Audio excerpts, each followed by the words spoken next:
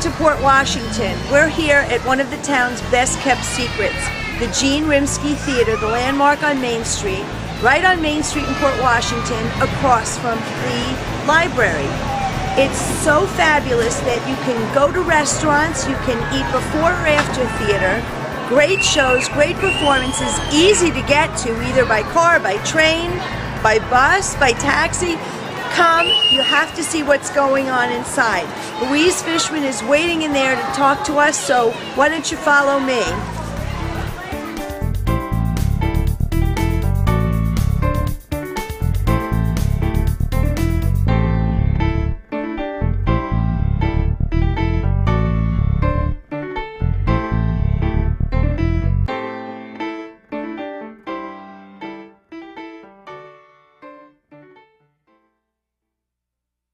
I'm Louise Fishman from the Business and Tourism Development Corporation, and today we are at the landmark on Main Street, Gene Rimsky Theater.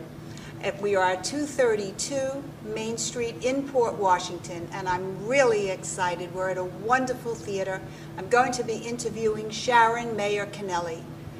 Well, today we are at the landmark on Main Street, Gene Rimsky Theater, and I'm so excited to be here with you, Sharon. I understand that you are the executive director, and I've never been here, and I am so excited to hear all about it, and I'm sure our viewers as well.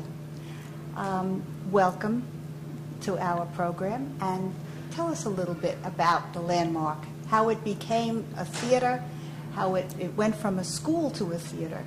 And give us a little bit of history. Absolutely. And first of all, thank you for having us on your show, and welcome to our theater. We're excited that you're here. We're 100 years old. We were built in 1908, and we were used as a school. The first school year was 1909 to 1910. And so we're a century now, and a century later we're a theater. We were closed in 1985. It was used as a Main Street school from 1909 until 1985. And a regular elementary school? A high school and an elementary school. And in 1985, there were people in the town who were determined to make this space a multi-use community center. It was threatened to be torn down. They saved the space, they preserved the space, and in 1995, it was reopened as a community center. There are 59 apartments upstairs. And that's used for adults with disabilities and low-income housing for seniors. And then inside the community center side, which faces Main Street, there are 3 not-for-profit tenants, which include the Parent Resource Center, which is a parenting co-op and has everything from Mommy and Me classes to a really extensive outreach program. They have a children's center, which services about 170 kids each day, everywhere from 18 months through after-school care to 12 years old. And it's a really wonderful resource. Are you the director of all of these facets? No, these are actually 3 separate organizations from us. And there's also a teen center, which is a safe, supervised place for teens, for them to come on the weekends and have playtime and the basketball court and that sort of thing. And then the theater, of course, was fully renovated and opened our doors November 5th, 1995. Lainey Kazan was our first performer that opening weekend. And why is it called the Gene Rimsky Theater? Mr. Bob Rimsky, who passed away unfortunately last spring, was our major benefactor and helped us renovate this beautiful theater. We're very lucky to have had those funds and to have him so involved with us for so long. How many people can come? How many seats do you have? Yeah, we have 425 seats, 300 in the orchestra and 125 in the balcony. And so it serves as a very intimate theater, so no matter where you sit, you can really have a great connection with the performer. I know it's an intimate theater, and I know that you have wonderful performances. You have a very varied program. We do, yeah. We have everything from children's shows, which sell out. We have things like The Very Hungry Caterpillar and Click Clack Moo coming this season. We have a cabaret arm. We have Jane Monheit coming and songs of Jerry Herman. We have a very popular folk series.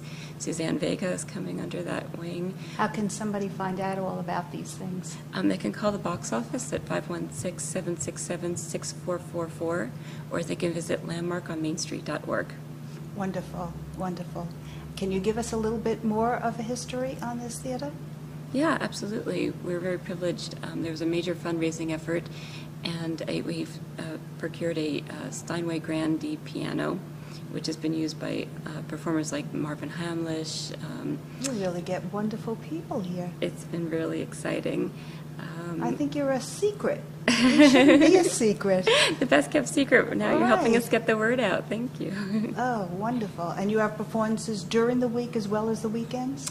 Sometimes we have a program a series called Conversations from Main Street, and it's a speaker series. We're opening that October 14th with a panel discussion called The Future of the Arts, which is featuring quite a few different prominent arts administrators from Long Island.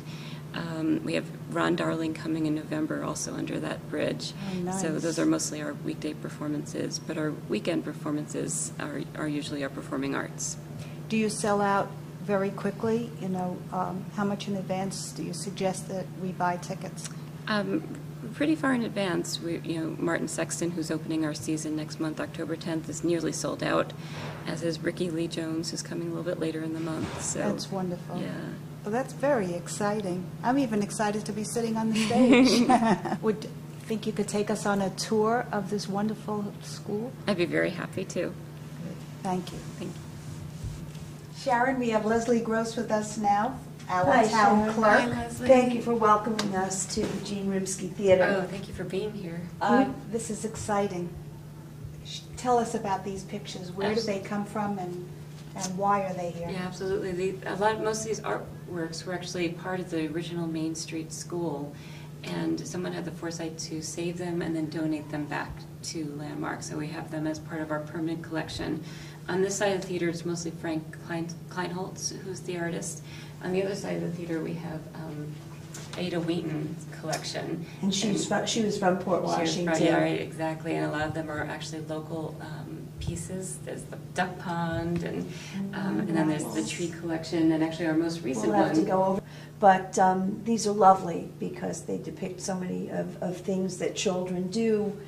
Somebody walking with a child taking a look at a bird. So it's wonderful that they were saved. Exactly, and it really just enhances the theater experience that you really are in a historic building. It's, we're at our centennial now, so it's exciting to have that here. Very exciting. Why don't we go take a look at some of the pictures?